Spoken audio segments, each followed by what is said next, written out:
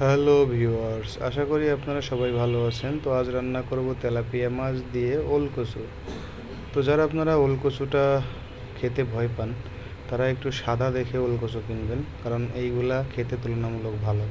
তো মাছটা সুন্দর করে ভেজে নিয়েছি। ভেজে নেওয়ার পরে যে তেলটা বাকি ছিল তার ভিতরে ওল কচুটা দিয়ে দিই। ওল কচুটা দিয়ে এটাকে কিছু সময় নেড়ে চেড়ে নিই। অনেকে আবার কী করে, ওল কচুটা আগে সিদ্ধ করে নেয়, কিন্তু আমার কাছে দেখে মনে হয়েছিল এটা সিদ্ধ হয়ে যাবে, যার জন্য আমি আর আগে সিদ্ধ করে নিই। তো এরপরে একটু হলুদ, লবণ, কাঁচামরিচ দিয়ে সুন্দর করে কচুটাকে আরও বেশি করে ভেজে নিই। তো আমি মনে করি যে একটু বেশি ভেজে নিলে পরে জিনিসটা সিদ্ধ হয় তাড়াতাড়ি। তো ভেজে নেওয়ার পরে পরিমাণ মতো জল দিয়ে দিই। একটু বেশি দিয়েছিলাম, ভাবছিলাম যে এটা সিদ্ধ হবে কি না হবে, কিন্তু না, এই ওল কচুটা খুব দ্রুত সময়ের ভিতর সিদ্ধ হয়ে যায়। এরপরে সিদ্ধ হয়ে যাওয়ার পরে আমি ওল কচুতে মাছগুলো দিয়ে দিই। মাছগুলো দিয়ে কিছু সময় জাল দেওয়ার পরে এই তরকারিটা একটা পাত্রে নামিয়ে রাখি। এরপরে কড়াইটা পরিষ্কার করে তাতে আবার তেল দিই, একটু তেজপাতা। তেজপাতা দিলে একটু আলাদা সেন্ট পাওয়া যায়, সাথে কিছু জিরে ফোড়ন দেওয়ার পরে আমি যে তরকারিটা নামায় রাখছিলাম ওইটা এখানে ঢেলে দিই।